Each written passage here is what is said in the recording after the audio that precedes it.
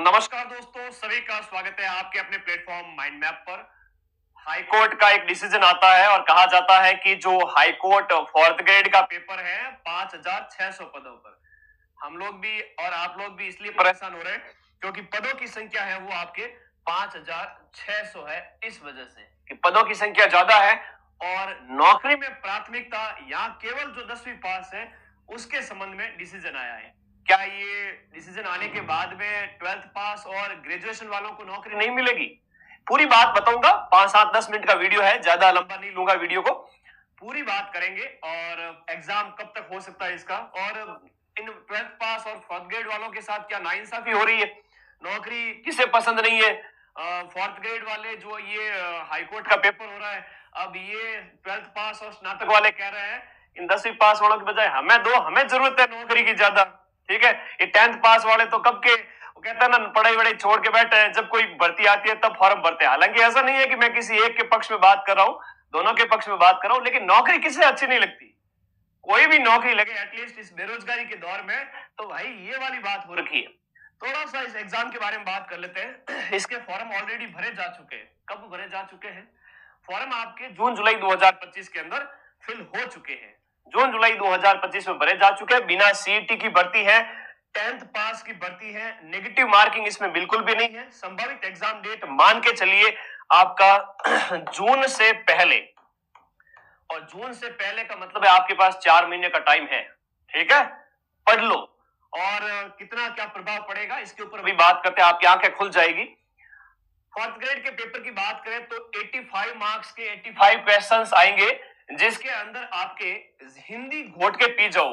हिंदी के 50 प्रश्न 50 नंबर के, राजस्थान कला संस्कृति और राजस्थान की बोलियां ये अलग से मेंशन किया हुआ है। तो इस प्रकार 25 क्वेश्चंस इसके हैं राजस्थान कला संस्कृति का, और 10 क्वेश्चन है वो अंग्रेजी के। 10 में से 5 भी कर लोगे तो भी सिलेक्ट हो जाओगे। इंटरव्यू अलग से रखा गया है, जैसे आरएस का होता है, जैसे आईएएस का होता है, जैसे बड़े बड़े प्रोफेसर एग्जाम्स का होता है, वैसे के वैसे। इंटरव्यू कितने नंबर का है? 15 अंक का यहाँ पर इंटरव्यू रखा गया। अब कह रहे हैं कि इस 15 अंक के अंदर जो प्राथमिकता देंगे वो किसको देंगे? 10वीं पास वालों को। बात को थोड़ा सा समझिएगा ताकि आप लोग परेशान नहीं हो। परेशान नहीं हो आप लोग, थोड़ा सा इस बात को समझिएगा।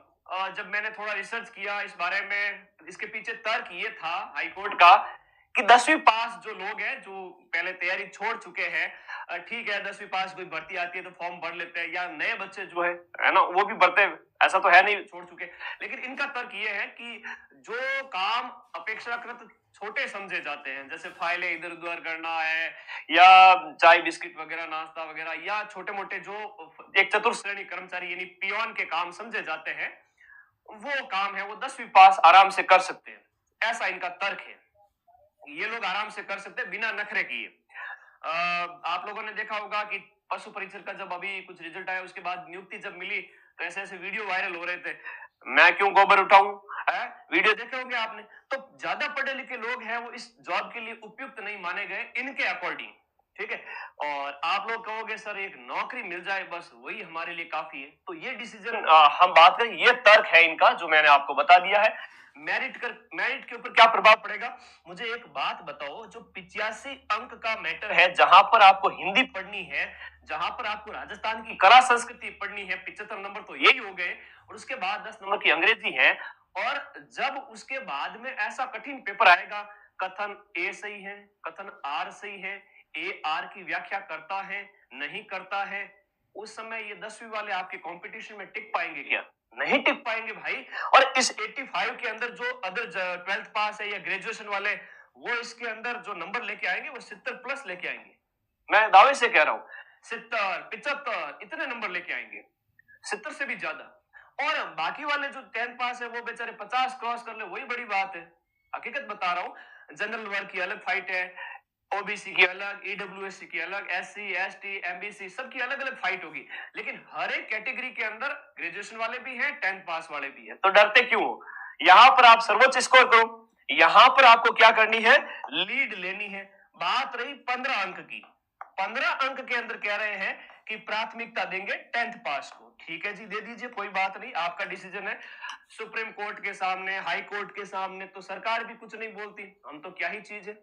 तो यहां पर ज्यादा से ज्यादा उनको ए बी सी जो कैटेगरी बनाई गई है, ए बी और C, A category, B category और सी कैटेगरी के लोग, यानी कि ए कैटेगरी 10th पास, बी कैटेगरी 12वीं पास और सी कैटेगरी ग्रेजुएशन वाले। अब सी का कुछ यहाँ पर जो स्नातक वाले हैं, ठीक है।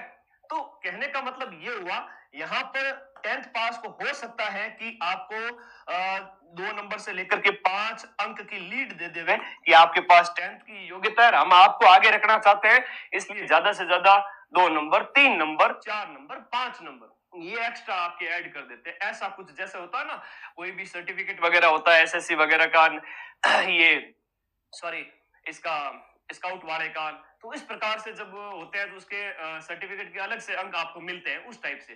तो 2 नंबर, 5 नंबर आपके यहाँ ज्यादा ऐड कर सकते हैं 10th वालों के। तो आपने जब यहाँ पर इतनी लीड ले ली है 10th वालों की तुलना में, तो क्या डरने की जरूरत है, मुझे तो ये बताइए। बाकी ये डिसीजन ऐसा तो नहीं होना चाहिए, लेवल प्लेइंग फील्ड होना चाहिए सभी एग्जाम्स के लिए कि भाई 10th पास वैकेंसी है, तो ऐसा नहीं कि आप ग्रेजुएशन वालों के 5 नंबर कम कर दो, 10th वालों के 5 नंबर है वो आप बढ़ा दो। क्यों, नौकरी प्यारी नहीं है क्या इनको? उल्टा, और 10th पास वाले तो आज के टाइम में अपना काम धंधा कर रहे हैं, कोई छोटा से लेके बड़ा तक बिजनेस है ना, हर तरह का काम वो लगे हुए हैं काम के अंदर। वो तो ठीक है, वैकेंसी आती है तो फॉर्म भर देते हैं, है ना। वो जीव मानता नहीं, अंदर का जो है ना वो कंपटीशन एग्जाम का विद्यार्थी अभी जिंदा होता है इस वजह से। और आज के जो बच्चे हैं वो बेचारे, उनको ज्यादा जॉब की नीड है, उनको नया नया जुनून है पढ़ाई का कि मैं नौकरी लगेंगे। तो सबसे पहली बात यह है कि फैसला तो एक तरह से देखा जाए तो वो कहते हैं ना अन्याय वाली बात है, और ये बदलना चाहिए। और दूसरी बात, अगर नहीं भी बदलता है तो तुम लोग इसमें लीड ले लोगे, ये मेरा मानना है। और किसी भी प्रकार से आपको डरने की जरूरत नहीं है। वो नए प्रकार का जो पैटर्न उन 10वीं वालों को बेचारों को पता ही नहीं है, क्यों डरते हो आप लोग? मेरी बात से सहमत हो तो इस वीडियो के नीचे कमेंट जरूर कर देना। और अभी आपके पास फरवरी, मार्च, अप्रैल, मई तक 4 महीने पड़े हैं, एग्जाम डेट अभी दूर दूर नहीं दिख रही है। मुझे एक चीज बताइए, आप लगभग 6 महीने हो चुके हैं, आपने एग्जाम डेट तक नहीं दी अभी तक, और इस प्रकार से डिसीजन वगैरह आ रहे हैं। चलो, पर एग्जाम डेट फिक्स करके एटलीस्ट बच्चों को कंडक्ट करवाए एग्जाम, ताकि 5-6 हजार के लगभग बच्चे और ज्वाइनिंग ले रहे हैं, इनके घर में भी चिराग जले। हाईकोर्ट का बैच है जिसके अंदर ये तीनों सब्जेक्ट आपको कंप्लीट मिलेंगे इसी बैच के अंदर, और टेस्ट सीरीज कंप्लीट मिलेगी। और किसी भी प्रकार का आपको कोई डाउट रहता है और तो मुझे आप व्हाट्सएप कर सकते हैं, I will reply you whenever मैं जब भी फ्री होऊंगा उस टाइम में। सीटी प्लस वीडियो का कॉम्बो बैच भी स्टार्ट हो चुका है। सीटी स्नातक की मैं बात करूं, सीटी स्नातक के अंदर इसका कंप्लीट बैच मिलेगा पूरा। वीडियो दिसंबर में है, इसका कंप्लीट मिलेगा। जून के बाद में संभावित है कि सीटी स्नातक का आपका पेपर होगा। तो सीटी में इतना पढ़ लीजिए कि पटवारी और ग्राम विकास अधिकारी के अंदर लगभग 75 से 80% तैयारी आपकी हो जाए। तो इस बैच की तैयारी करना स्टार्ट करो। अभी फरवरी में स्टार्ट हुआ है सिलेबस डिस्कशन, और धीरे धीरे क्लासेस हम आगे बढ़ा रहे हैं। और एक तरीके से देखा जाए तो हम होली के बाद में इसमें स्पीड बढ़ाएंगे। जो क्लास होगी आपको इसी में मिलेगी, और इसी एक बैच के अंदर जो इसी एक फीस के अंदर 3 बैच दिए जाएंगे। और कोई डाउट हो तो इस नंबर पर 8955982723, ये मेरे व्हाट्सएप नंबर है नीचे वाले, और टीम के कॉलिंग नंबर भी दिए हैं, आप लोग कांटेक्ट कर सकते हैं। बाकी प्राथमिकता मैंने बताई दी, एग्जाम का पैटर्न मैंने बता दिया, और किस प्रकार का इसका पैटर्न रहता है वो मैंने बता दिया। तो पढ़ते रहिए, मस्त रहिए, और कोई डाउट हो तो मुझे जरूर पूछे, ठीक है। और पढ़ाई करते रहे, कोई ज्यादा फर्क नहीं पड़ने वाला है, मैं फिर से कह रहा हूं। इस प्रकार से अगर 10th वालों के पक्ष में 3 से लेकर 5 अंक भी अगर बढ़ा दिए जाते हैं और प्राथमिकता में उनको रखा जाता है, तो भी आपके ऊपर सिलेक्शन पर कोई प्रभाव नहीं पड़ेगा। ज्यादा से ज्यादा जो है 100 से 200 सीट इधर उधर हो सकती है, उससे ज्यादा कोई प्रभाव नहीं पड़ेगा। थैंक यू, धन्यवाद। पढ़ते रहिए, मस्त रहिए, और कोई डाउट हो प्लीज पूछे, और पढ़ने की आदत डालें, क्योंकि सिलेक्शन एक दिन में नहीं होता है, एक दिन जरूर होता है, और इसके लिए 4-6 महीने, साल भर